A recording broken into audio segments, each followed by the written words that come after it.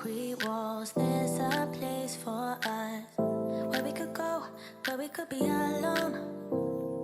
Between city lights, we don't have to hide. I wanna go, do you wanna follow? There's something in the air, I can't explain it, but it's there. Ain't nobody gonna find us in our secret love affair. I don't wanna have to hide no more, it shouldn't be unfair. I wanna go, and I wanna know, do you wanna follow? Baby, do you wanna follow? Come with me, do you wanna follow? Baby, can't you see that? I wanna go, and I wanna know, do you wanna follow? Baby, do you wanna follow? Come with me, do you wanna follow? Baby, can't you see that? I wanna go, and I wanna know, do you wanna follow? I can't understand why we can't hold hands, but they don't know what we have is real love. Aren't you sick and tired of having to hide? I know a place, do you wanna follow? There's something in the air, I can't explain it, but it's there. Ain't nobody gonna find us in our secret love affair. I don't wanna have to hide no more, it shouldn't be unfair. I wanna go, and I wanna know, do you wanna follow? Baby, do you wanna follow? Come with me, do you wanna follow? Baby, can't you see that? I wanna go, and I wanna know, do you wanna follow?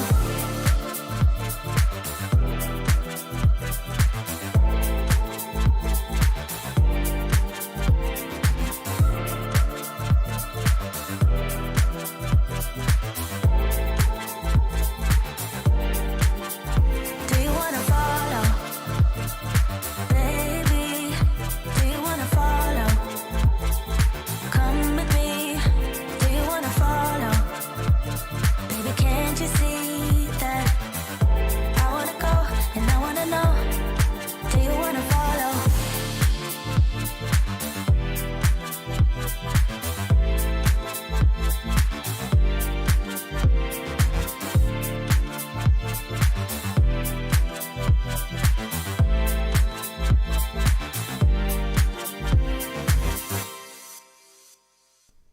What's up, everybody? Welcome to Livestream. I was so busy typing answers to questions I almost missed the end of the song.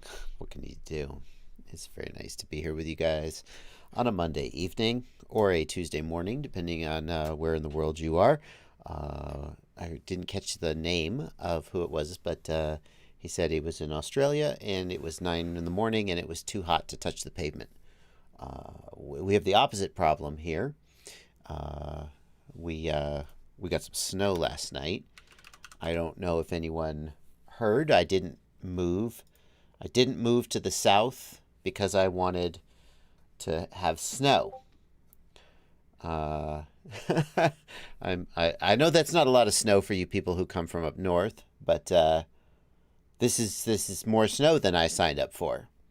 So I just gonna need everybody to take care of that by tomorrow, hopefully. Snow's fine. I just, it's not really, it's not my thing. It's not my thing. Yeah.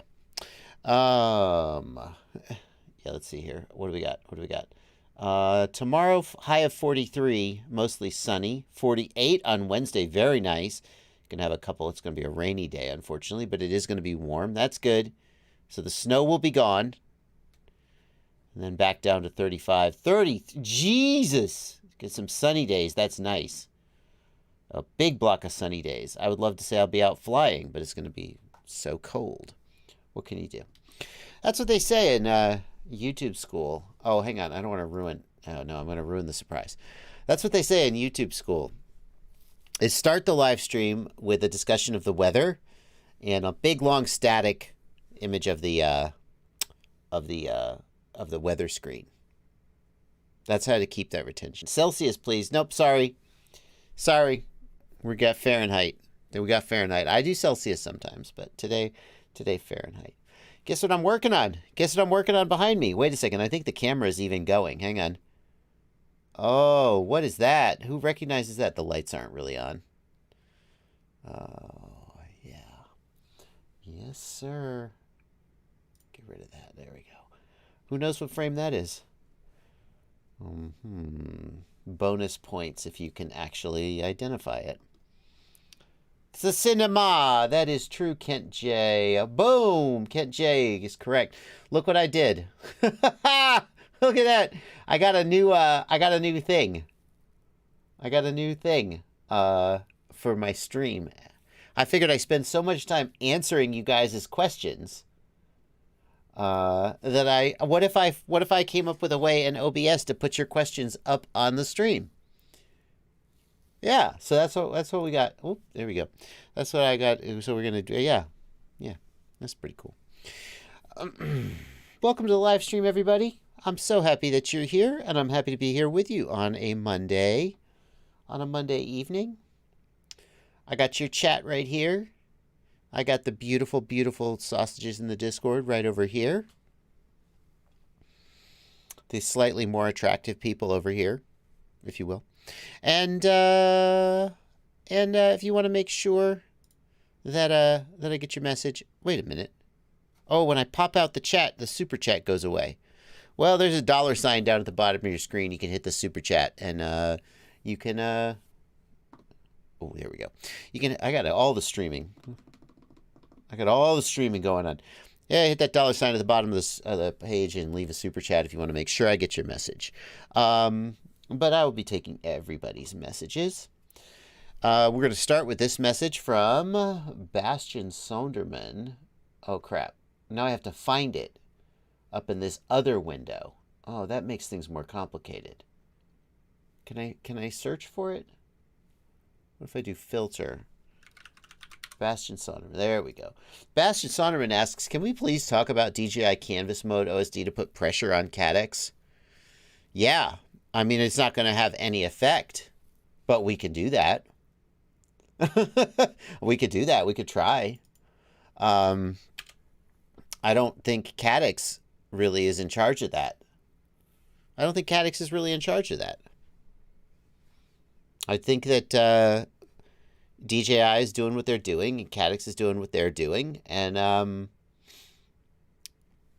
that's it. I think that's it. I think cadecs would like to give it to us. I just don't think they're the ones writing the firmware, and I don't think DJI gives a crap. So, I mean, I wouldn't hold my breath for that. That's the takeaway. Kenny Kobe. Kenny Kobe. I usually ignore your question, says Kenny Kobe. Oh, I'm already seeing a problem here. I see the question over on the main screen, but then I have to find the question over on this. That's more complicated. Huh. Gotta figure that out. Kenny Kobe says, if you answer my question, I always send it, but most of the time they're overlooked. Today is your day, Kenny. Unfortunately, it wasn't a question. It was just a comment on the fact that you're usually overlooked. Next time you probably will be overlooked, unfortunately. That's just how it is. It's very busy. It's very busy. It's very busy. Bastian Sonderman wants a statement. Yeah. The only time they made a statement was when they were under a lot of pressure for threatening to lock run cam out. And they were like, whoa, pay no attention. We're going to give you canvas mode. Then they just went on with their life. So I think I have to pop this. I think I have to pop this out. And I have to use this as my main chat window. That's a little annoying, but I'm going to give it a try. That way, as soon as I see I have a separate, this is the thing where I pick the comments, which will come up. It's a little tedious, it's a little messy. It's a little messy. We'll see. We'll see how it works.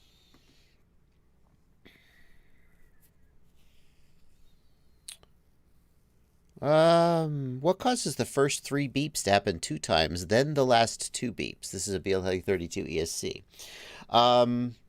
The first 3 beeps shouldn't happen 2 times. The only thing that would cause the first 3, you're talking about the ESC. So what you're hearing is doo-doo-doot, doo-doo-doot, doo-doot. The question I would have is, are you hearing 2 sets of beeps out of sync? Or are you hearing the first 3 beeps repeat themselves? So are you hearing doo-doo-doot, doo-doo-doot, doo-doo-doot, right? Or are you hearing doo-doo-doot, doo-doo-doot, doo-doot?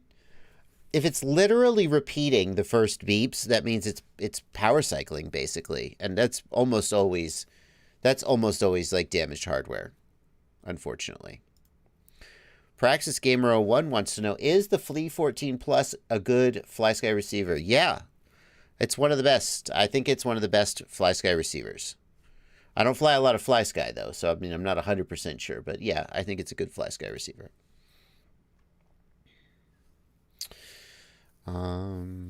Yeah. Steezy FPV. That's what this is going to turn into. Put me on stream. Put me on stream. So, when are the EP2 receivers going to be in stock? Says Dingles. Are they out of stock? Happy Model EP2 receivers. Are they out of stock everywhere?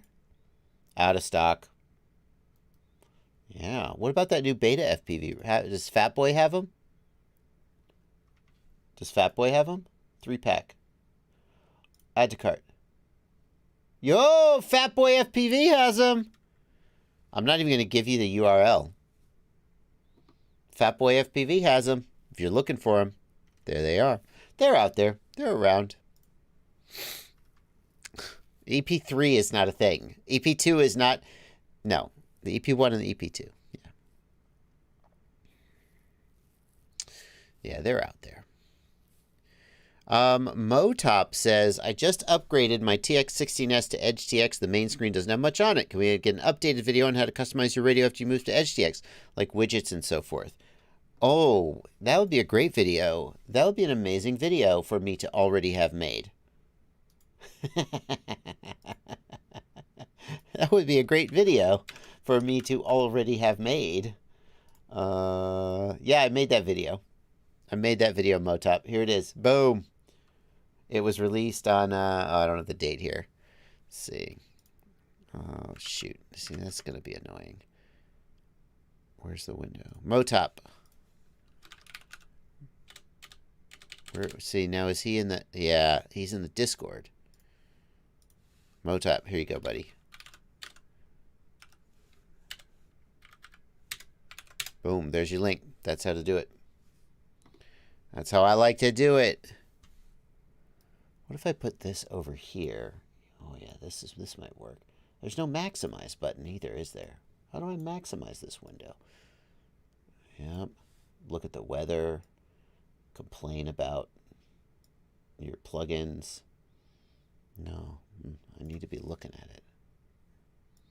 So this goes over here. Okay. All right, anyway. Michael S. Nope.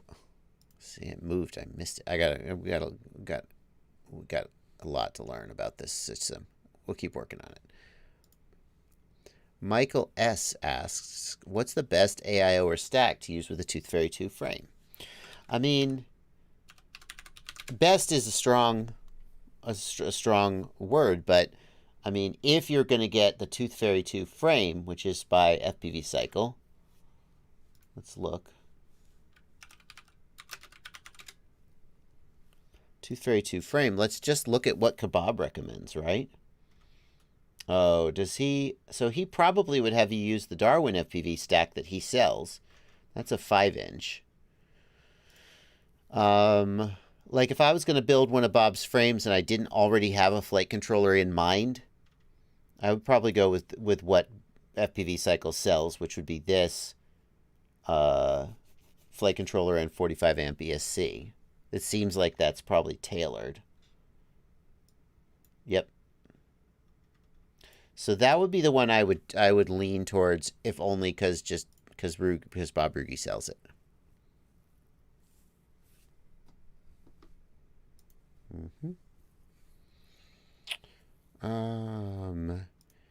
It's Blunty wants to know, does the Vista overheat while configured? I will get my quad tomorrow. I read on the shop page that I should have a stream of cold airflow and overheat damage is not covered by the warranty.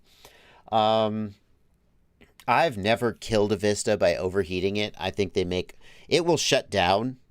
Like, I've crashed and had it just running at full power while I was searching for it in the grass for 10 minutes, and it didn't take any damage. It will shut itself down before it actually damages itself, is my opinion. So if you're flashing, now the risk would be that it overheats and the flash is interrupted, which shouldn't brick it. It should just shut down and you have to reflash it. So what I would do is, if you are flashing it, just have the goggles powered down. The Vista and the Air unit don't go to full power until they connect to the goggles. Or if you want to, then set it at 25 milliwatts and or have temperature protection turned on. So that's what I would say about that. I don't think it's going to damage itself, though.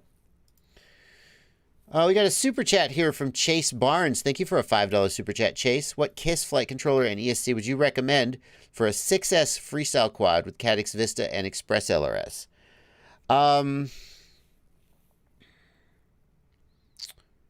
So the good news is that you are going to be using Cadix Vista, because super chats don't get flagged, do they? Let's check. No, super chats don't get picked out. I can't put super chats on screen. Interesting. The good news is that because you're using 6S, you don't have to worry about voltage regulators, which the KISS Ultra doesn't have a 9-volt regulator for the Vista. You can just power it straight off of VBAT. I think that you have to decide whether you want to go with the KISS Ultra or whether you want to go with the FetTech G4. Those are pretty much your two choices today. As far as ESCs go, BL32 ESCs that support the full 128... damn it. I'm just trying to click on the window and I'm accidentally selecting things. See, I don't want to do that. I'll figure it out. What was I saying? The BL32 ESCs that go from 24 to 128K. So there's some BL ESCs that go up to 128K, but it's only 96 to 128. The newest ones with the F4 processor that go from 24 to 128, they, I think, are on par. They run the latest version of BL32, and I think they're on par with some of the stuff that FetTech is putting out or KISS is putting out.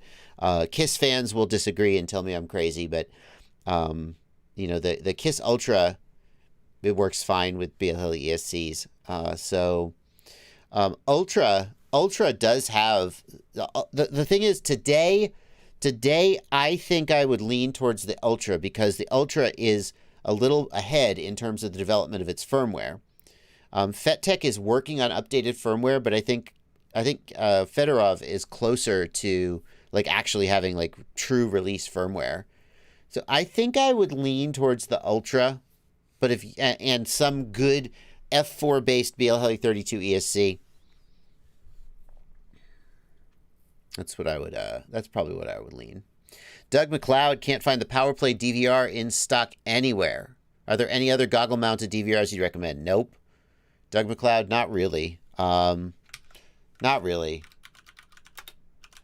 Like, once a long, long time ago, I bought some Luminaire DX600 DVRs. They're out of stock, too. The PowerPlay is better. Doesn't matter, because, God, I spent like... it's hurting me. I probably spent I bought at least 4 of these. I might have bought 6 of these for goggle testing. I probably spent $500, as much as the DJI goggles. It's painful. I still have them too. They're not used for anything. It's really painful.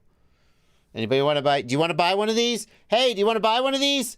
I'll sell you one. It is a half decent DVR. It's not goggle-mounted. But if anybody wants to buy some of these, I'll sell them to you. Because I don't think I need them. I certainly don't need 6 of them. I'll make you a good price. Time to start getting rid of your old analog stuff that's slowly on the way out. For some people. For some people. Cloud to Ground, thank you for a $5 super chat. Kmart FPV, thanks for a $5 super chat. Hope all is well. I pre-ordered the Radiomaster Zorro. How easy is it to move models over? Kmart FPV.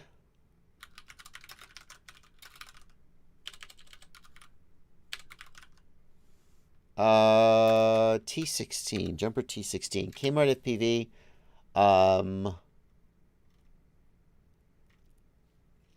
I got a search for this video for you. I have a video about moving models to the Jumper T16.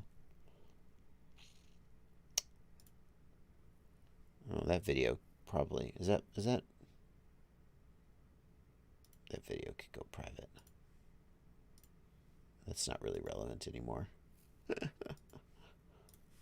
Good to know.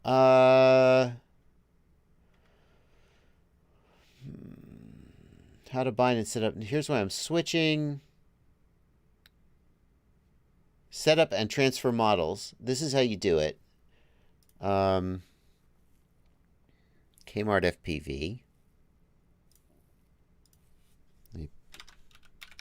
Kmart FPV. Here's how to switch models. It's not too hard.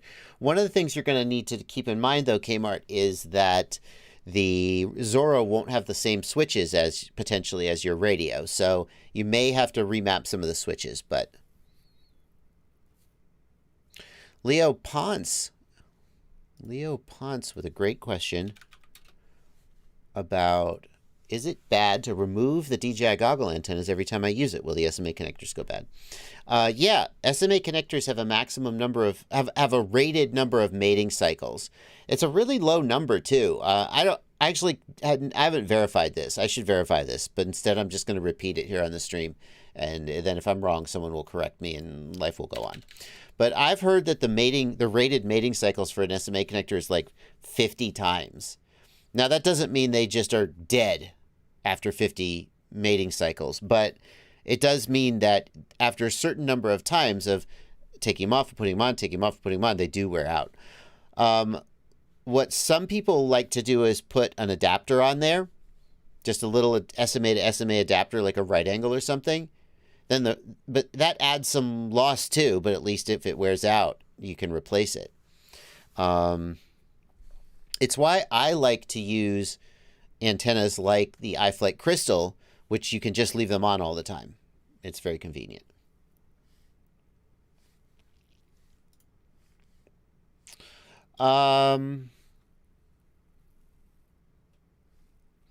Clark wants to know, conformal coating, is it worth stripping the quad to do?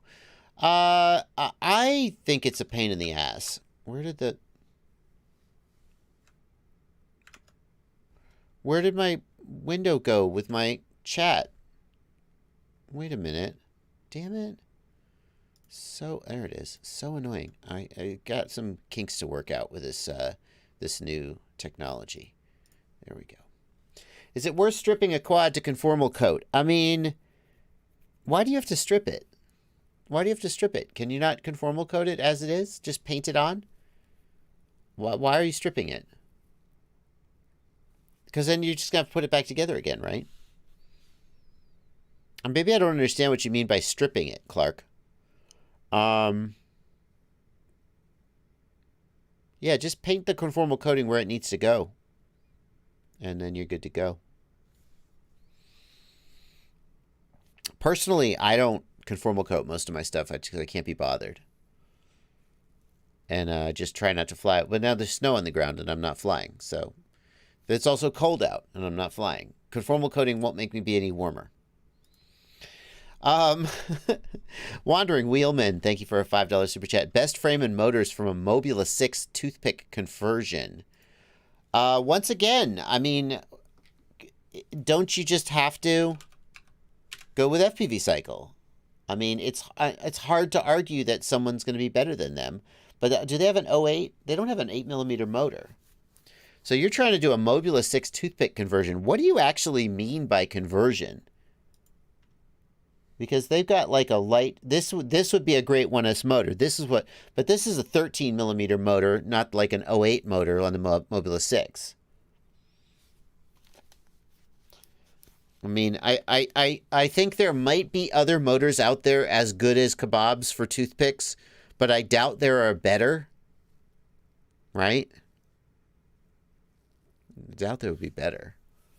So you may as well just go with the king of toothpicks. Aber in the Discord says, are the DJI SMA adapters connected to the PCB internally with UFLs? They are. If so, it would be relatively trivial to replace them, except you got to tear the goggles apart. It's not the end of the world, but getting at those connectors is non-trivial. You have to take the whole goggle apart. So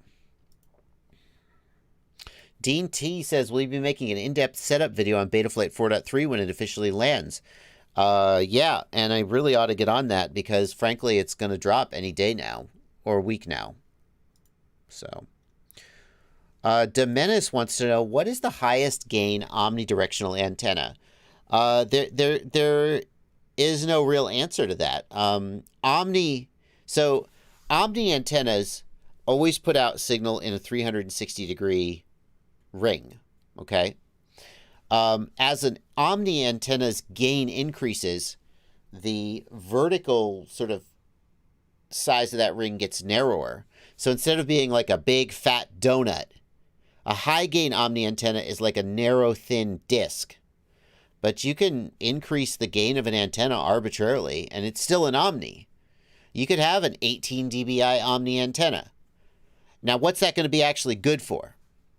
Because if you think about it, let's say you've got an 18 dBi omni antenna and it's got a little thin disc of coverage. Well, if you're down on the ground and it's up in the air, it's not any good to you. So the higher the gain your omni antenna is, the more the antennas need to be at the same elevation. So if you have a situation where, let's say you've got a situation where you have a bunch of buildings, like you got a military barracks or a college dorm, and there's a bunch of buildings and they're all the same height, or they're close enough to the same height that you can get your antennas at the same elevation, okay? At that point, you could take one antenna and put it on a central, this is what I used to do for a living. You could take one antenna and put it on a central building, and then it could have a high gain omni, and it could have a point to multipoint link to all the outlying buildings.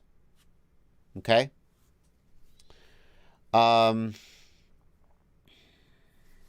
But generally, you don't want a high gain omni antenna for obvious reasons. But there is no arbitrary gain at which you no longer have an omni antenna. An omni antenna is 360-degree coverage. Anything less than 360, and you don't have an omni anymore. Thank you so much to KD2RDH Larry. He says, my stream looks good. Aw, thanks, Larry. Appreciate that. And Dino1, thank you for a $5 super chat. I'm building a 3-inch quad from scratch. I got 3800 kV motors and plan to use 4S batteries. Is that an okay battery kV match? A 3800 kV on 4S on a 3-inch? Let's see. What I do when I'm not sure, see, this is a teach a man to fish situation. It's not that I don't immediately know the answer. I just want to show you how I work through it. What I do when I'm not sure is I look up another quad and I compare. So here's the GEP-RC Smart 3.5. And it can be ordered with, oh, not the camera. I don't care about that. Motors. What motors? It uses a 1404 3850 kV on 4S. Now that's a 3.5-inch prop, 3850 kV on 4S. So what that tells me is that your 3800 kVs it's probably in the ballpark, but 3,800 kV on a 3.5-inch prop, when you go down to a 3-inch prop, it'll load the motor a little less.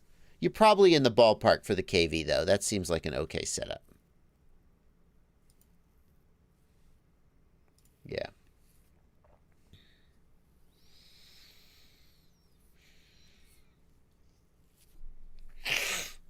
Yeah, for example, the 3850 1404 on a 3.5-inch prop might be a little over-propped. So that 3,800 kV on a 3-inch, you might be fine with a nice... And you can always mess with the props a little bit. Like you could always, if it's a little under-propped, you could go to a high-pitch prop, a tri-blade versus a bi-blade. So you could get a little heavier prop. So... Lionel Lewis wants to know, what's the difference freestyling a dead cat versus an X-frame? A dead cat is going to, if you do like snap rolls, a dead cat is going to be just a little bit less neutral.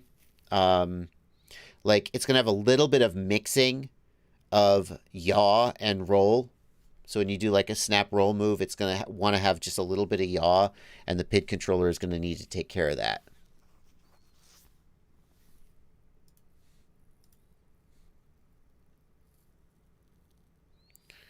Aber the ham, Aber of Bluntingham, Aber on the Discord server thinks 3850 on a 3.5-inch is pretty high kV. I mean, Aber, all I know is the GetRC Smart 3.5 flies great for me. So if it's high kV, maybe it's perfect for 3-inch. Maybe. Anson Hargrove, thank you for a $5 super chat. Just bought a Radiomaster TX16S. Any way to transfer models from the Tyrannus X9? Yep, that exact same video that I showed a little earlier in the live stream, but for a $5 super chat, I'm not going to be too mad about saying it twice. This is the video you want. Hello, Joshua. This is the video you want. I will... No, not that. I will pop that into the chat for you. Anson Hargrove. That video, I'm not using the exact radio that you're using, but the process is the same. Ken Hartman, thank you for a $6 super chat. Do you have a Mambo and a Radiomaster TX12 in the house? Have you compared them size-wise? I do not have a TX12, so I cannot compare them. I once had a TX12. I think that the TX12 is a little bit narrower and maybe a little taller, but they're pretty close. That's the best I can give you. Brandon Weber, thanks for a $10 super chat. Thanks for the help yesterday with the 69 question on Facebook. The TBS 69, you degenerates. I meant it when I said you're one of the best. Are the stock DJI goggle antennas any good? Brandon Weber, the stock DJI antennas did pretty well. RC Shim did some antenna testing. And he, maybe this was it. I'm not sure which test it was that he did. He tested the stock antennas though, and there they go. So this may be the video that you want. They did pretty well for stock antennas. They did good. So they're the main reason that I don't like using the DJI stock antennas has nothing to do with their performance. It's that you have to take them off when you put the goggles away, and that annoys me. Thank you, Isaac Mitchell, for a $1 super chat. Appreciate that. Yeah, I can't Alt-Tab to this stupid... Oh, there we go. That's how you do it.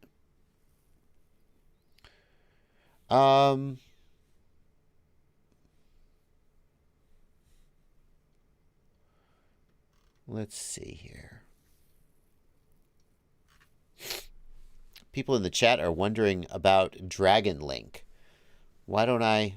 And in fact, Nick Hayes has asked Wesley Vardy why he hasn't tried Dragon Link. Dragon Link, for those who don't know, for the kids in the chat, Dragon Link is one of the first long-distance control links. Can we just... Yeah.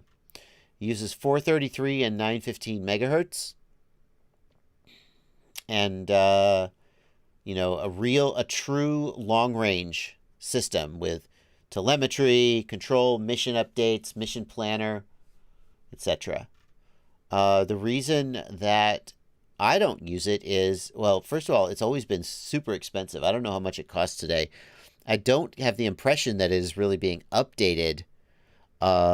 You know, things like integration with Betaflight, Lewis script, and so forth. It really feels like a standalone product. But more fundamentally, oh, and I don't really do long-range stuff where all the mission planner and telemetry and so forth would be desirable. But at the end of the day, when ExpressLRS, Crossfire, Ghost, even Tracer will get you out 20 kilometers.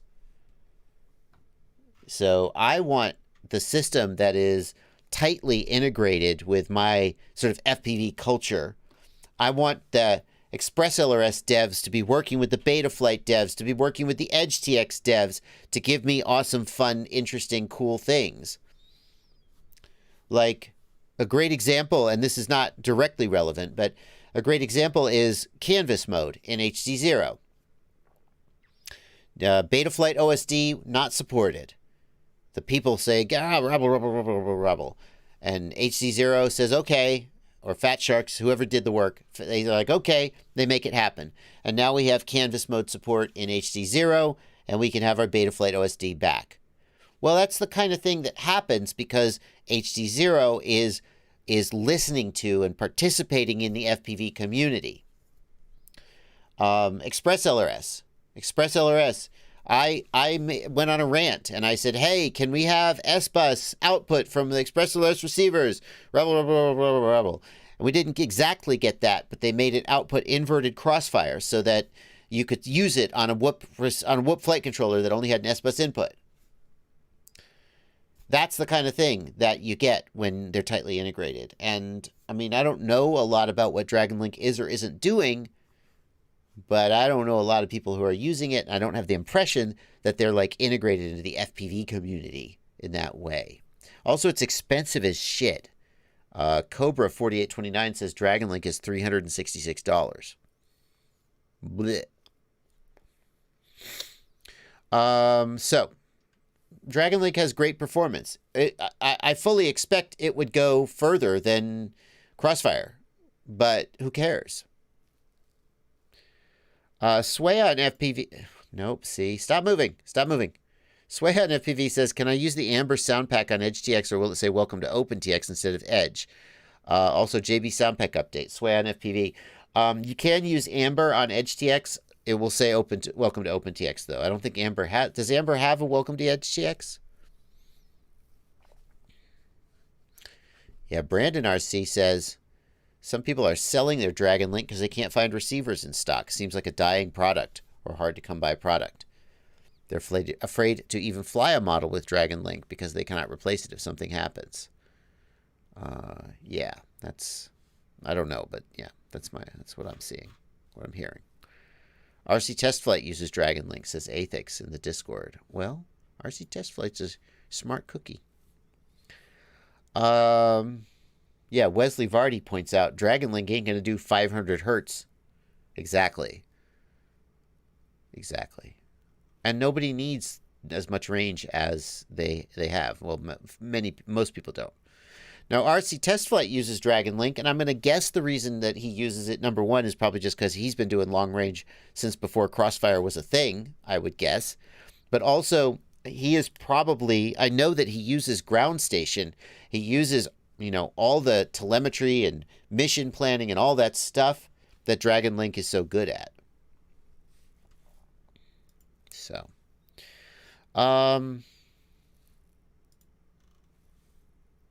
okay.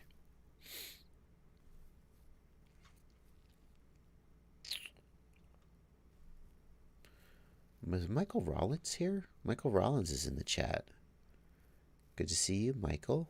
Thank you, Yusuf Hussein, who loves my videos from Norway.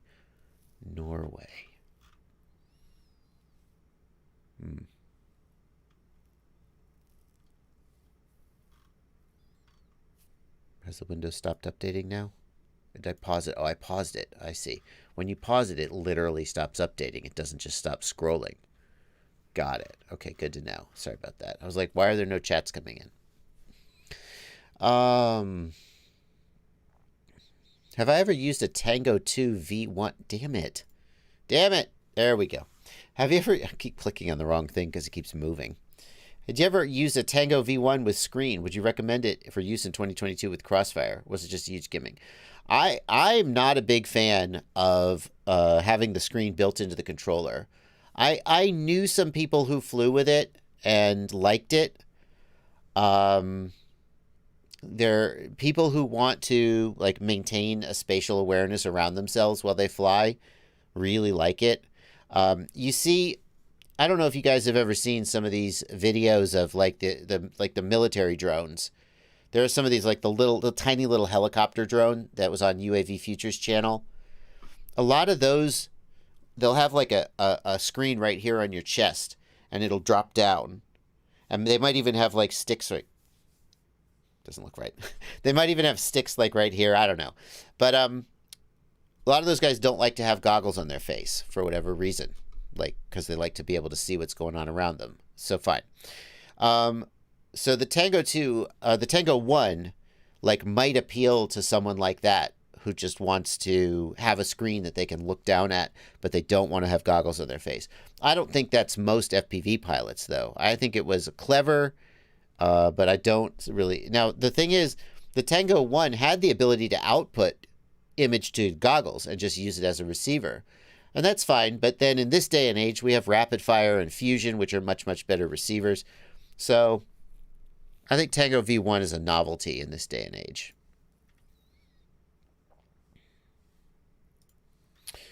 Dargy FPV, thank you for $5 Australian. What's your go-to setup? Crossfire, tracer, etc. Have you considered changing to something else? Dargy, I don't have a single go-to setup. I try to use a little bit of everything, so I keep my hand in. Tracer is the control link I use the least. Ghost and ExpressLRS are roughly tied for number one. Crossfire is still in there because I get bind and fly quads for review and they come with Crossfire. And because I still have older quads that I built with Crossfire that now I don't. But I'm not putting Crossfire in any new quads. They're all getting either ExpressLRS or Ghost. So there you go. That's my go-to setup. Radiomaster TX16S with either Ghost or ExpressLRS is my preferred choice on most things. Occasionally I'll fly something with a DJI controller. Like if I have a Cinewhoop and it's only got a DJI receiver in it, a DJI VTX. So,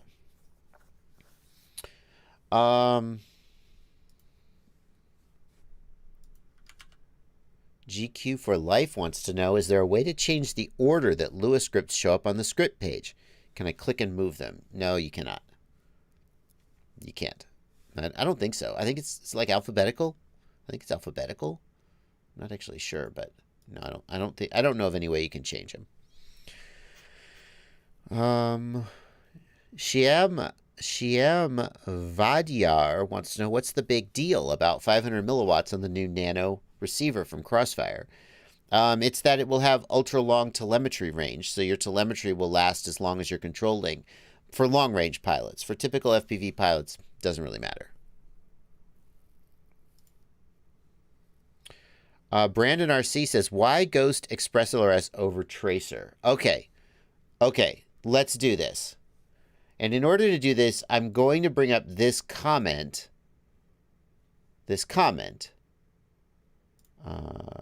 Which came in this afternoon. Let me find it real quick. Yeah, it's right here at the top of my comments. Wonderful.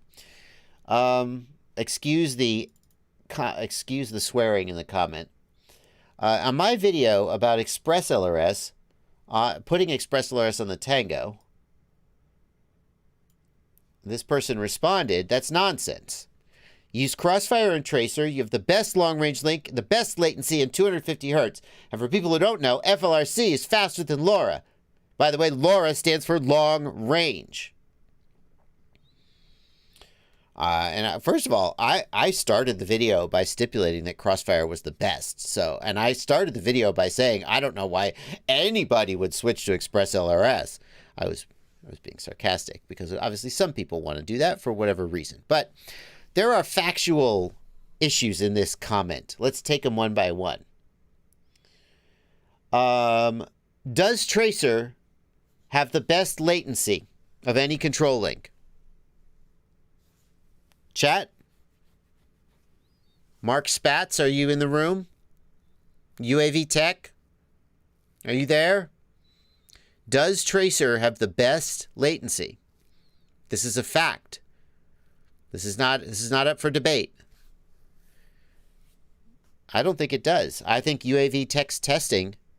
I think it depends. I think it depends. So UAV Tech said Ghost had the lowest latency, and Trappy said, well, were you using Crossfire V3, and were you using whatever else they did? There's another thing in the radio, and I'm not sure if he was. So Ghost beat Tracer in one round of testing, and then maybe there was something that could have made Tracer just a little bit faster, and maybe it would have won. And then there's this thing in ExpressLRS called Megabaud mode. And the ExpressLRS devs said, hey, we're using Megabaud mode. It makes ExpressLRS faster. Here's the thing, though. They're very, very close. They're very close. Within 1 or 2 milliseconds of each other, pretty much. But depending on which day you run the test and which firmware you're running, Tracer comes in second or third to Ghost or ExpressLRS. So if you're just saying Tracer is the fastest link, well, maybe some days under some conditions, but not universally. So Tracer isn't the fastest. At best, it's tied for first, depending on how you set it up and which day you run the race. And frankly, it's such a photo finish that it almost doesn't matter. But if you're going to be a stickler on which is the fastest, it's not necessarily Tracer. Okay, fine. So then, the next thing. Tracer's 250 hertz. Okay, you want to play that game? ExpressLRS is 500 hertz. You lose. Oh, you're so proud of yourself for being 250 hertz. Good for you. ExpressLRS is 500. ExpressLRS has some experimental builds that go to 1,000. Not that that really matters. Okay, so yeah, you lose that one.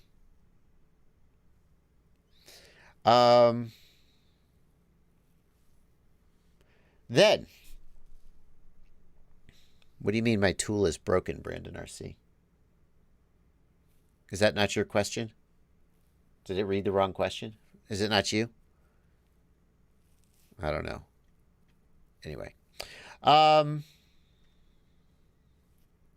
Brandon RC, it got the wrong name. Is that what you're saying? Sorry about that, Brandon. I'm misattributing you. Brandon RC wants it made clear that he is not going to go Tracer. Let's see if I pull it up again. Does it work? Oh, was it John Goblin?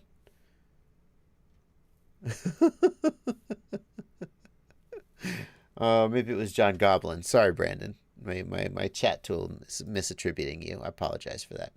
Here, let's guess whether it's John Goblin. I don't know who it is.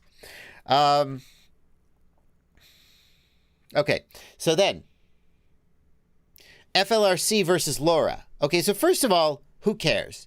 Okay, because at the end of the day, Tracer uses FLRC, ExpressLRS uses Lora. If they are 250 hertz and 4 milliseconds latency, the fact that one of them's using FLRC and one's using Lora doesn't matter if that's what you're concerned about. FLRC is faster than Lora? No. FLRC has a higher bit rate than Lora.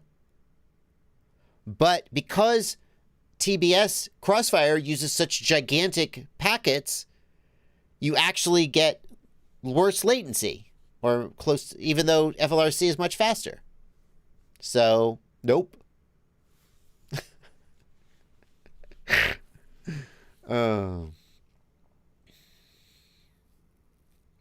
Oh, Harry Doe says the tool is taking the retext when someone quotes someone else's question. I see. So people are quoting this question and it's attributing it to them. All right. Well, it's not John Goblin either. So let's break it down then. And here's why I think Ghost and ExpressLRS and even Crossfire potentially are more interesting to me than Tracer. Because with Ghost, I can have either FLRC or Lora modulation. I can have the long range of Lora or the high packet rate and low latency of FLRC. It's up to me. Ghost can do it all.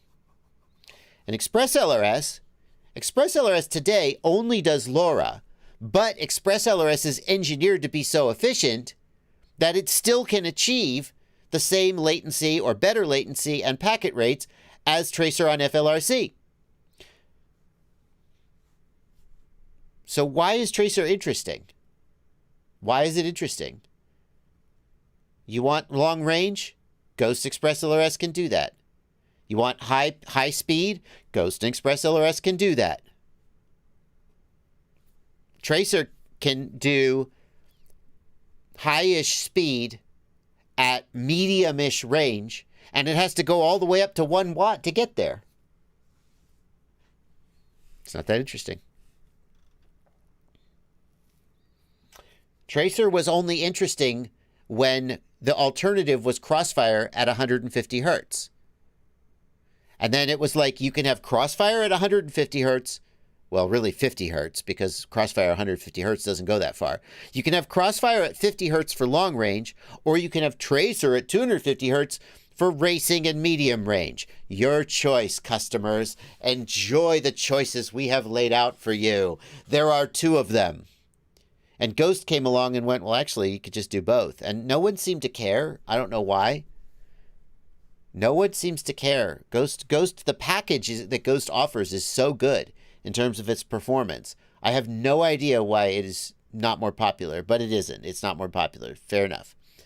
And then ExpressLRS came along and went, hey, we can do all that stuff too. And we also have super cheap receivers. And if you're willing, you know, but we're a pain in the ass to flash. Your call. Anyway.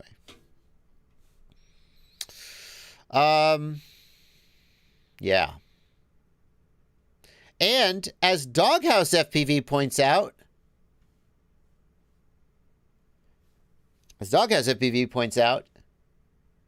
ExpressLRS is getting FLRC support. So I don't know why they need it, since they can already do 500 hertz on Lora. But hey, if you want FLRC, now you can have it. Anyway, so there you go. That's why, Tracer. Yeah.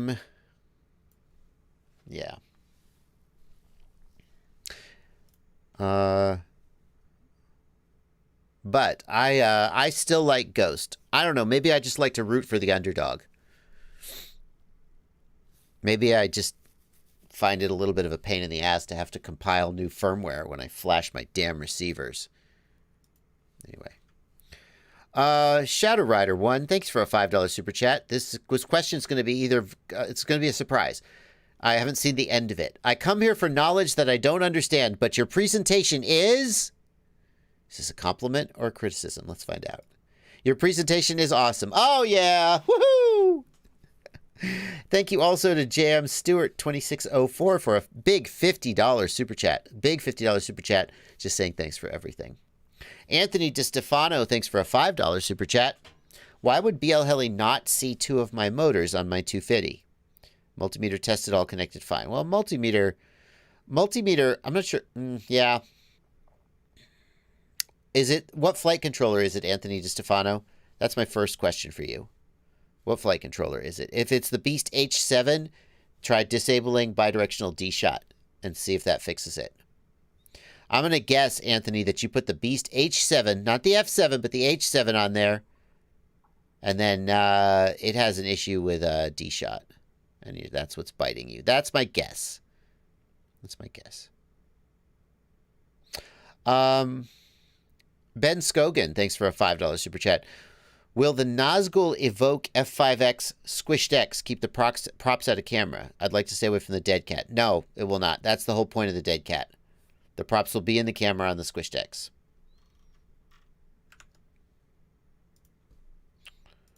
So.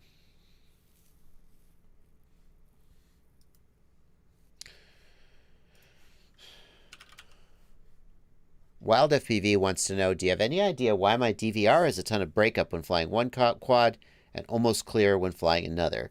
Wild FPV, I'm going to guess that your goggles look fine. You say your DVR has a ton of breakup. Do your goggles look okay?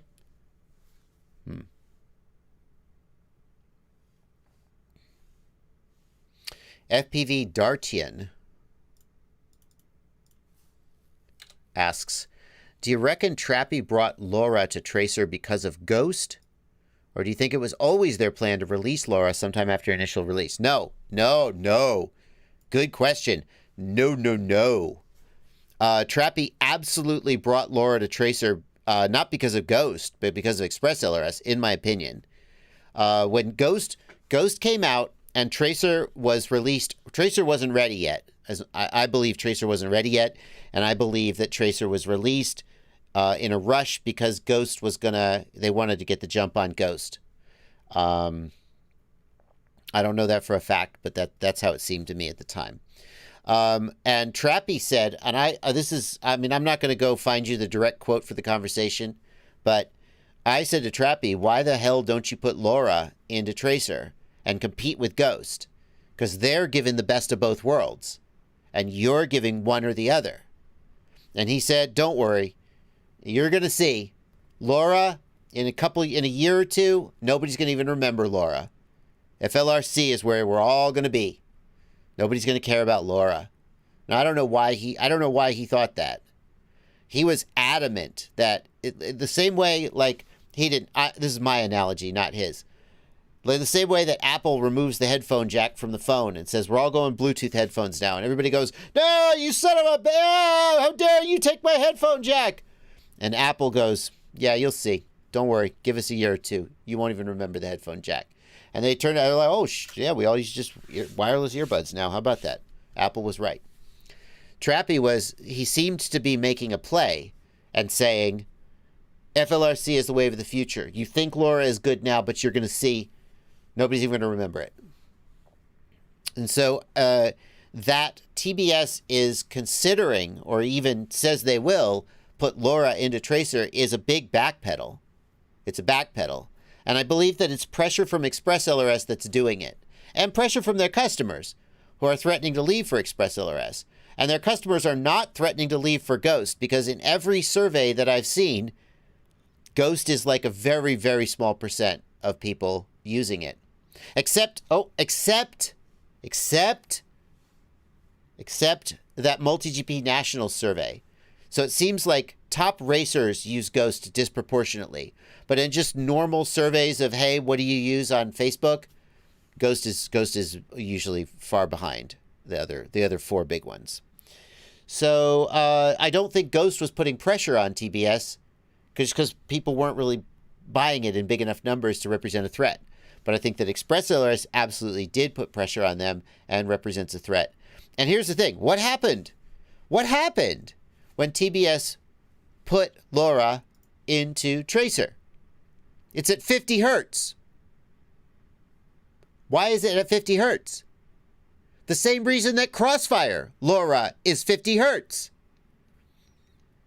Because the Crossfire packets are so freaking huge that's the Lora data stream gives you a certain amount of bits per second. That's all you got. And so how many of these big honking Crossfire packets can we cram into that Lora data stream per second? The math is just, it's just a simple division problem. And then you take Tracer and you do Lora. Guess what? It's still the same thing. And now it's on 2.4 gigahertz instead of 900 megahertz, so maybe some things have changed. But at the end of the day, you still can't get more than 50 hertz. And that, I think, is the actual reason they didn't want to do it. Because it looks bad. Because it's not fast enough. Because their packets are too big. And they're going to fix this. TBS won't just, shit, guys, they got us. Yeah, they got us. Okay, pack it up. We're done. Nah, our packets are too big. We can't go any faster. Nah, there's nothing we can do. No, they're not going to take this lying down. they're working right now on ways to, like, do you think the ExpressLRS devs are like so smart that no one could ever do what they did? No offense, ExpressLRS devs.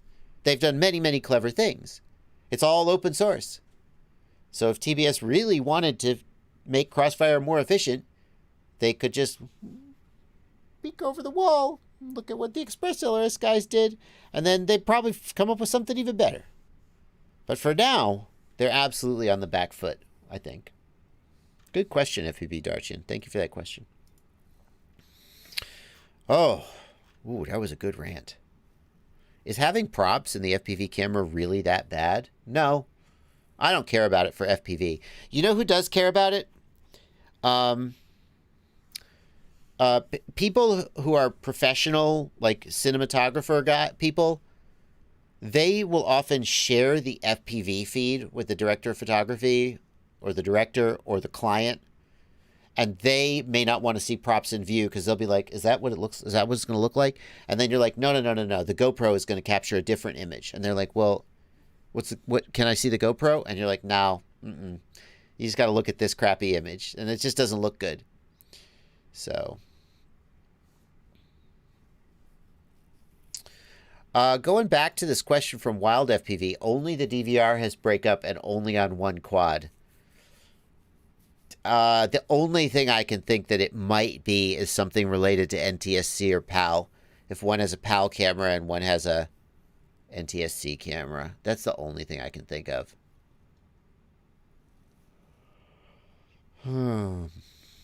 Packet FPV says, Bardwell, I want to see you do a blind test between 50 hertz and 500 hertz. I don't think you're skilled enough to tell the difference. Maybe I'm not. What would that prove? Do you think, what does it matter? First of all, who cares? If I want to fly 500 hertz, I want to. But also, if everyone in the world likes 500 hertz because 5 is a bigger number and that's what they want to spend their money on, you can say that's dumb and doesn't matter all you want. And you and Trappy can go have a beer and talk about how disappointing it is that no one appreciates your genius or whatever. At the end of the day, people do want the lower latency. And some of those people can tell the difference. Some of those people are skilled enough to tell the difference. How would you even do that? I guess you could have an ExpressLRS quad. Yeah, that'd be doable. You could have an ExpressLRS quad, and you wouldn't have LQ in the. Yeah, you wouldn't have LQ in the OSD, and then you wouldn't know. 50 to 500. I guess it would be 50 to 250. I'm not sure that everything would be 500. But regardless, that doesn't matter. I mean, I'm not going to be like, yeah, I definitely could tell the difference. Yeah, for sure. I would totally do it. I mean, if I did it, I would be like, F you, and I would definitely rub it in. But if I mean, no, I'm not the most, I've always said I'm not the most latency sensitive pilot. I've always said that. So what's your point? What would it prove if I failed to tell the difference? It doesn't change. It doesn't make any of the things I've said untrue or incorrect. I think I could tell the difference. I think I could. 50 to 500, I think I could tell the difference. Why is 500 hertz better than 50 hertz? Because of lower latency. I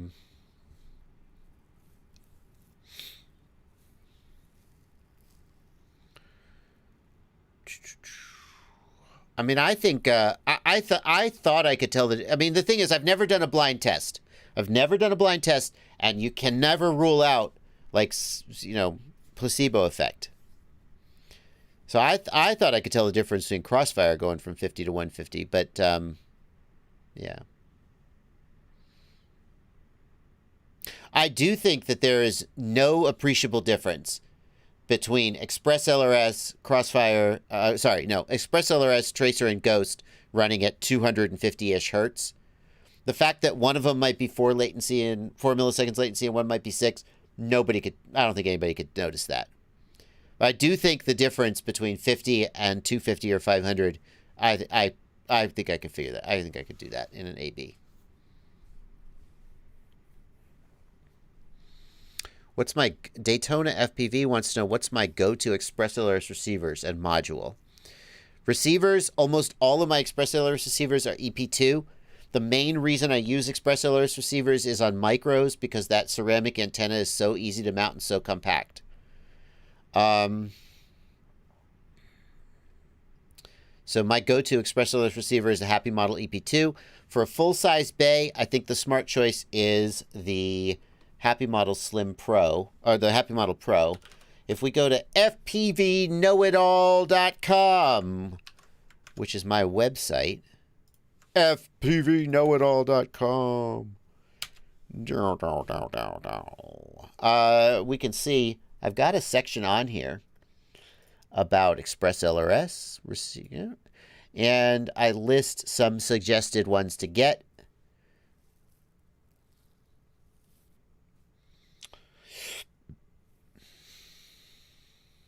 Things That Fun says, we need to test, excuse me, sorry about that. Things That Fun says, we need to test human response time. If it's less than the RC communication, it doesn't matter. Yes, I disagree with that. I think it does matter. I made a video about that. The video is titled, You Should Care About FPV Latency, Here's Why. You can check that video out if you would like to know my 7-minute treatise on this topic. But the short version is that when you are performing a continuous task, lower latency gives more of a sense of sort of connectedness versus responding to a stimulus. If you say, I'm going to turn on this light, and when I turn on this light, you press this button. A typical human's response time is going to be about 250 milliseconds. Really, really fast people might get down closer to 100 milliseconds at the very most extreme, and many people will be slower, down around 300 milliseconds, 350 milliseconds. At that point, the difference between a 15 millisecond crossfire and a 25 millisecond, link, that's in the noise, okay? But for continuous tasks involving sort of movement through an environment, tracking a moving object.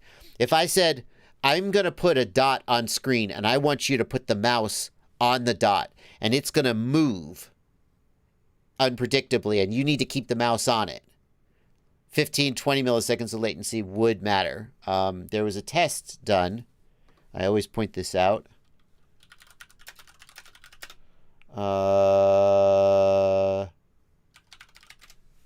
Linus Tech Tips did this featuring Shroud. Is 240 FPS better? And I know that 240 FPS is frame rate, but it also relates to latency. And I think this is an interesting video that shows that latency and frame rate do matter, even past what human reaction time is. Okay. I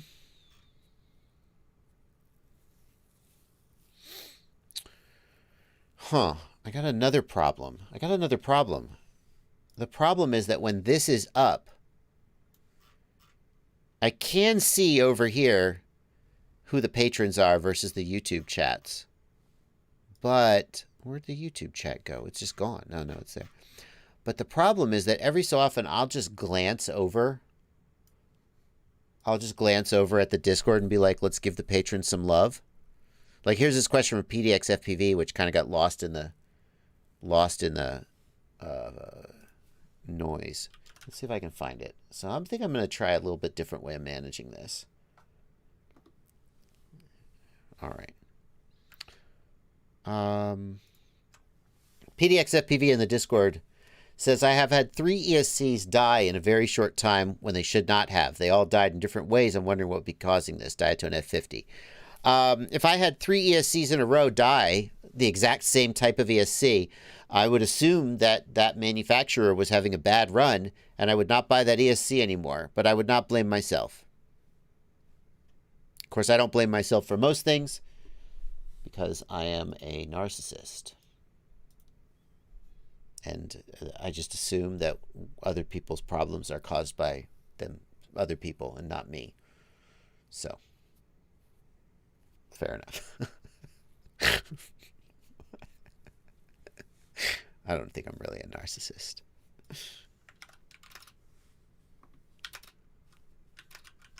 Am I a narcissist? Oh, definitely accept the privacy policy.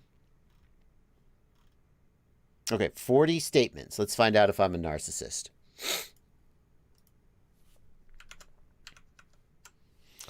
Which statement best matches you? I have a natural talent for influencing people. I am not good at influencing people. Shit.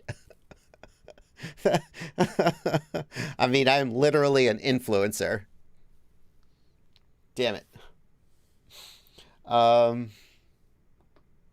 Can I zoom in on this? Oh, there we go. Which statement best matches you? I am essentially a modest person. Despite the fact that I spend a lot of time on live streams shouting to the world, I think I am fundamentally, I wouldn't say modesty doesn't become me. I would lean like 48% towards I'm a modest person. Just because you guys don't know me off camera. Most of you. Which statement best matches you? I would do almost anything on a dare. I tend to be fairly cautious. I'm fairly cautious. That's why it takes me so long to try new products. When people compliment me, I sometimes get embarrassed. I know I'm good because everybody keeps telling me so. Honestly, I get embarrassed when people compliment me. And I have learned to kind of take compliments graciously.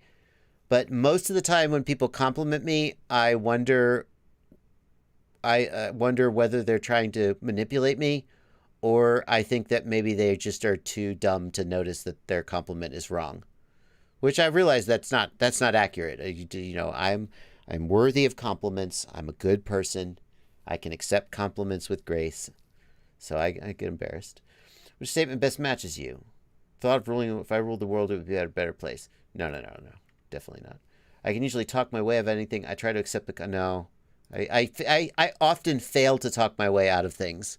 I usually talk my way into making them worse by arguing with people. I prefer to blend in with the crowd. I like to be the center of attention. I think when I'm not working, I prefer to blend in with the crowd. But I think that any YouTuber probably has to pick, I like to be the center of attention.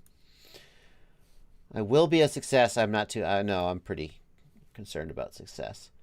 I am no better or worse than most people. I think I am a special person. So this is a tough one because in my heart of hearts, I think I'm a special person, but I'm also a skeptic and a rationalist. And I know that statistically I'm probably average. So I would say I am no better or worse than most people. Now I should probably give the honest answer, but I want you to know that rationally I know the answer is I'm probably average. I'm not sure if I would make a good leader. I see myself as a good leader. I guess I'm probably a good leader. I am assertive. I am assertive. If you don't like it, you can... No. I like to have authority. I don't mind following orders. Given the choice between following orders and having authority, I would much rather have authority. I'm not a fan of I find following orders to be annoying.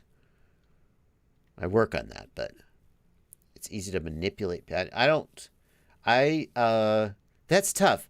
I don't find it easy to manipulate people, but I also don't find manipulating people to be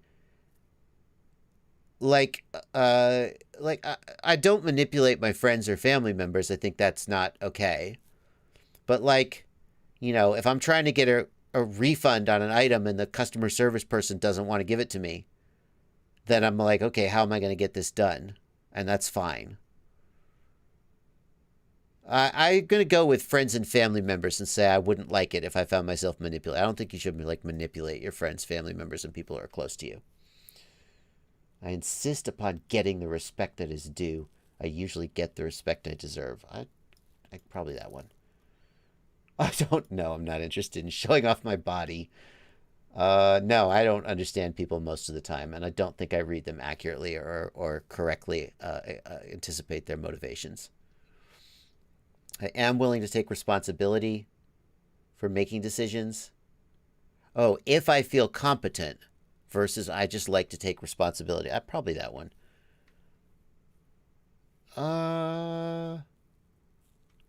Probably that one. What? Oh, no. No, no, no. I probably have to pick this one. I'll usually show off if I get the chance. Probably. I'm often not sure of what I'm doing. I don't think I'm a narcissist. I don't think that I've answered enough of the left side. I often depend on people to get things done. No, I rarely. I mean, I try to work on it and depend on other people, but I mostly do things by myself and don't like it when other people do things because they don't do it exactly how I would do it. But I work on that. Everybody likes to hear my stories. You guys are literally listening to my story right now. So yeah. I'll never be satisfied until I get all that I deserve. No. Oh wait. I like to do. I do things for other people. I don't expect much from other people, and when I do, they let me down. No. Oh, we already did this one. Compliments embarrass me. I have a strong will to power. Power for its own sake doesn't interest me. Yeah, probably that. I don't care about new fads. No. New fads and fashions annoy the shit out of me. Just stop making up new fads and fashions and do everything the same way forever. No. I like to be the center. It makes me uncomfortable to be... I'm not uncomfortable, so I'm going to go with I like. I can live my life people can't always live their lives in terms of what they want. That's true. You can't always live your life. There are other people. We live in a civilization. We live in a civilization. We interact with each other. Go live on a desert island.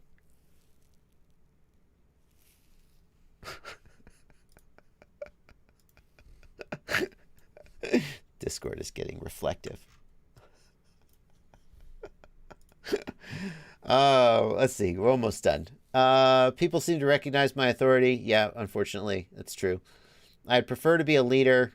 Probably a better leader than a follower. I'm going to be a great person. I hope I'm going to be successful. I would not assume that. I mean, I'm currently successful, but I'm not going to assume that it's going to last. People sometimes, I can make anybody believe anything I want them to. That's not true. Oftentimes, I would like to convince somebody of something and I don't succeed. You guys should totally buy Rampage tickets. I'm a born leader. Leadership is a quality that takes a long time to develop. That's tough. I think leadership is developed. No, I don't want people to pry into my life. You guys get to see this part, and then the rest of it is none of your business. Which statement best matches you? I do not want people to notice me when I'm out in public. Leave me alone. Let me do my shopping. Give me my whatever. Get out of there. I am more capable. There's a lot that I can learn from other people. Probably not what I don't like admitting it. See again. Statistically, I know rationally that I am average. But like, in my mind, I probably have to pick that one. Here we go. Am I a narcissist? Whoa. How about that? I'm moderately narcissistic. I'm moderately narcissistic. All right. There you go. There you go. I mean, I guess I wasn't going to get no narcissism. All righty. Was that fun? Now we know, is Bardwell a narcissist? I proved it.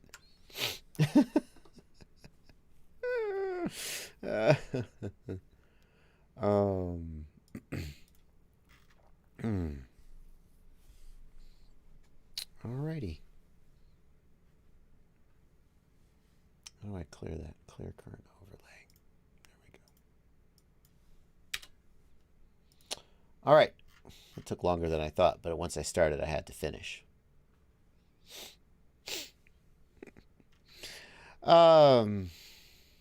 Thank you,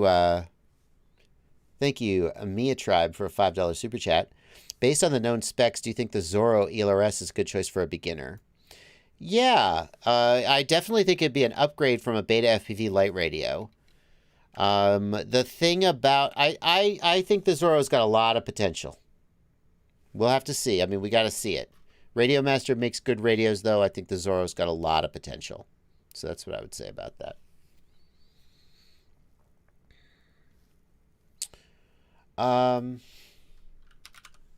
BKD70 asks, I'm thinking about building my second quad just to have a backup.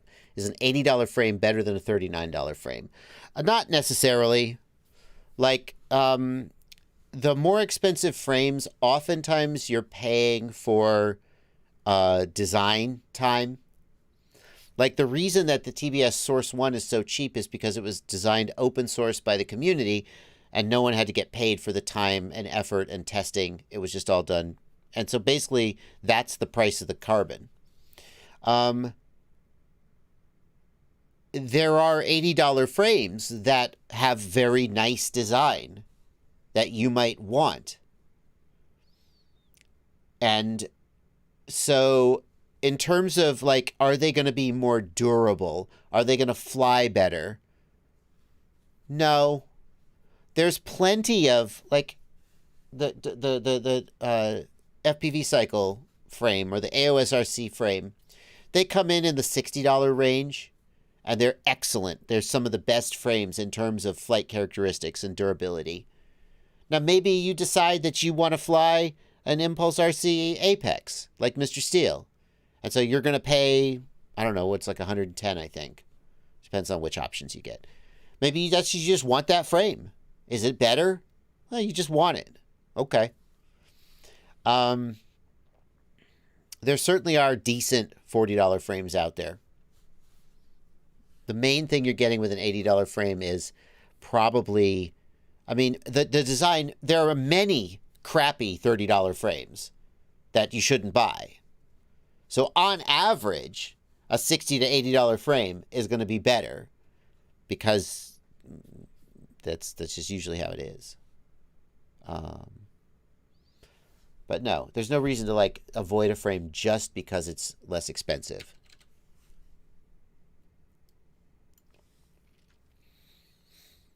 FPV Cycle Glide is $47 right now. Yeah, exactly. Good frames usually come with nice extras like motor screws. Yep. Kent J asks, is the 4-in-1 module basically dead with ExpressLRS? Since it can be added to most micros. I mean, I would love for that to be true, Kent. I don't know that that's going to be true. I think that quads are still going to come with FreeSky receivers. The learning curve of ExpressLRS, and every time I say this, people say, what are you talking about, Bardwell? It's not that hard to flash an ExpressLRS receiver. You guys have no idea how, like George Carlin said, think about how dumb the average person is. And then think about the fact that half of them are dumber than that. Now, I would never call somebody dumb. That's just a joke told by a comedian. So I would never call you dumb because you can't flash ExpressLRS. I mean, but I think that a lot of people, and I've seen this in my comments. I say, one of the downsides of ExpressLRS is that it can be difficult to flash. And people are like, come on, Bardwell. It's not that hard. And I'm like, go look at my email inbox and my YouTube comments, where the people who can't do it are frustrated and pissed off and mad that they can't fly their damn quad that they bought. And I tried to follow your tutorial. I've been trying for 8 hours and I can't get this damn receiver to bind. I'm not making this stuff up. It's out there. So the learning curve of ExpressLRS is going to keep some beginners away. That's just a fact. And FreeSky, not like FreeSky doesn't have a learning curve, especially now that FreeSky is nowhere near as just like bind and go as it once was. So I'm not saying FreeSky is a pass, but I don't think the 4-in-1 module is dead. I would like ExpressLRS to do that, though. Let's just sort of take over. I would like that to happen. I think it's better. ExpressLRS is better than FreeSky and will give beginners a better experience because beginners start out with a FreeSky RxSR and then they fail safe. And they're like, crap. Well, with ExpressLRS, they probably won't fail safe. But there's other downsides of ExpressLRS. Ghost Branch FPV says, what, do you think George Carlin didn't know the difference between the average and the median? There you go.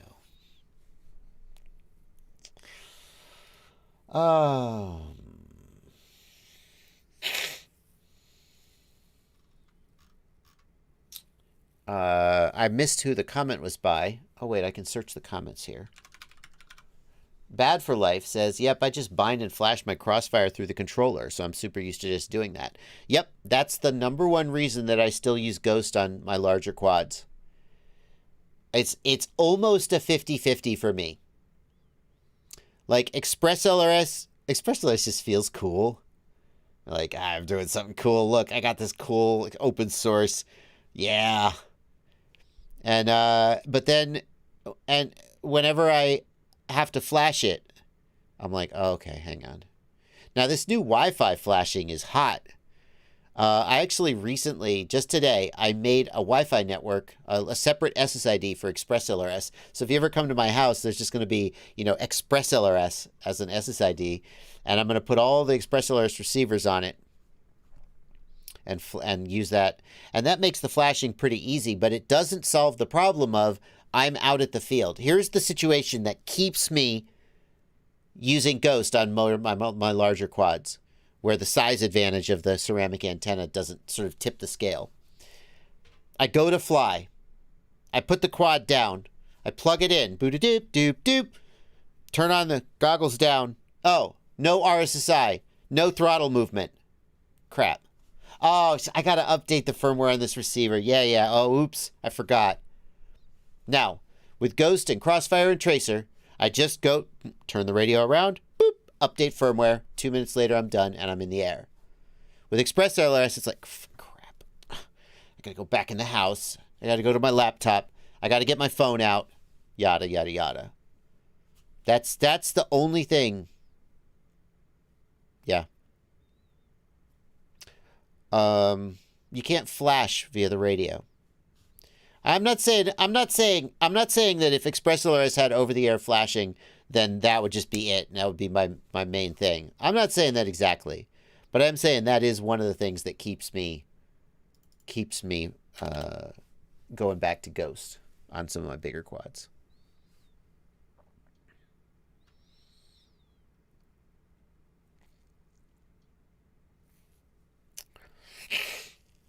Bill Grimes says, why don't you link ExpressLRS to your cell phone Wi-Fi?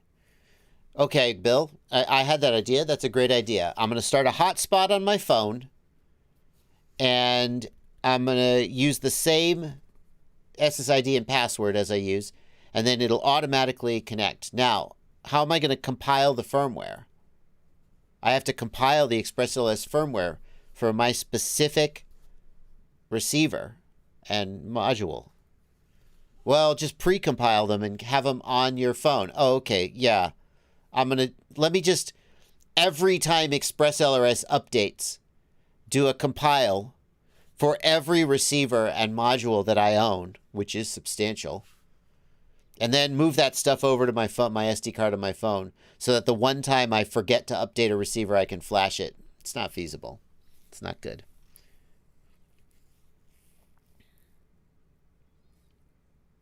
So what's the perfect scenario?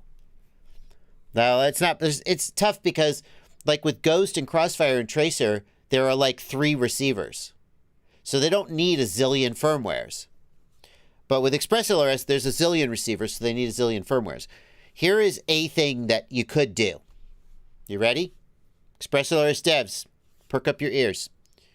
I mean, if you do this, I'll just find something else to complain about. So this is really an abusive relationship.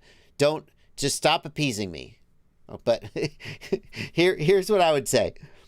If I could open ExpressLRS configurator and push a button, and then, 20 minutes later come back, and there's a folder on my hard drive with every single one compiled.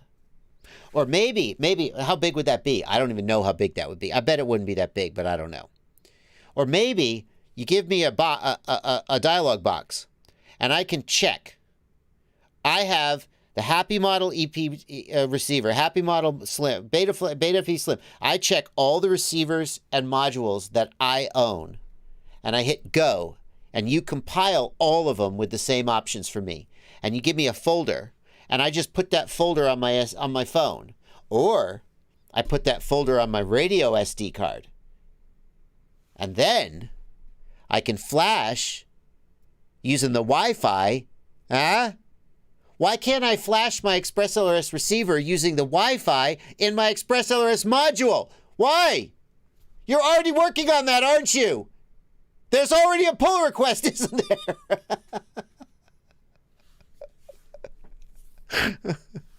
That's actually would be really cool. If I had a bunch of bin files on my SD card, and then I could flash the module, flash the receiver using the Wi-Fi in the module. That would be pretty cool. Then I don't even need to get my phone out, do I? All right. Get on it.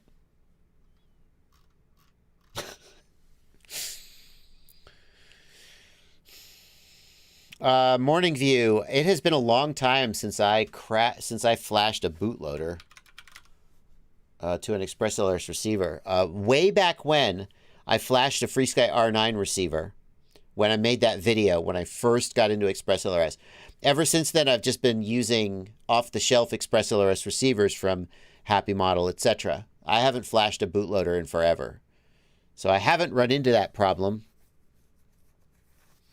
But I haven't flashed a bootloader since I started using HDX.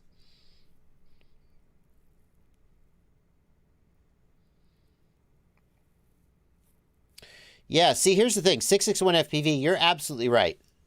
Think this through with me, guys. Using the Wi-Fi whatever magic functionality that they came up with, the ExpressLRS configurator can already automatically detect which receiver it's connected to and automatically select the correct firmware. We're so close. So what happens is, in the Lua script, there's an option, flash receiver over Wi-Fi. Okay? You hit that option, the module tells the receiver to go into Wi-Fi mode, and the module sets up a custom Wi-Fi network, and they shake hands and get together. The module then says to the receiver, hey, what firmware do you need? And the receiver already, because this code is already written, the receiver can already tell the configurator what code it needs. And then the module looks on the SD card, and there is a big line. Oh, how big would it be? I have a 2 gig SD card. I have an 8 gig SD card. Doesn't matter. And it just finds the right bin file, boop, and it flashes it.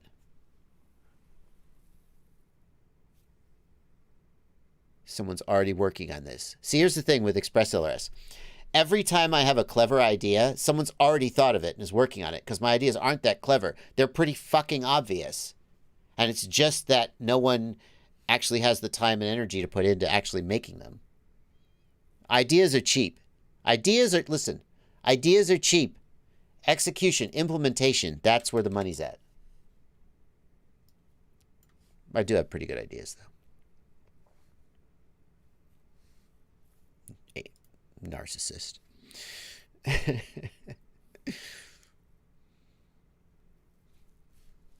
Am I crazy? That's a great idea.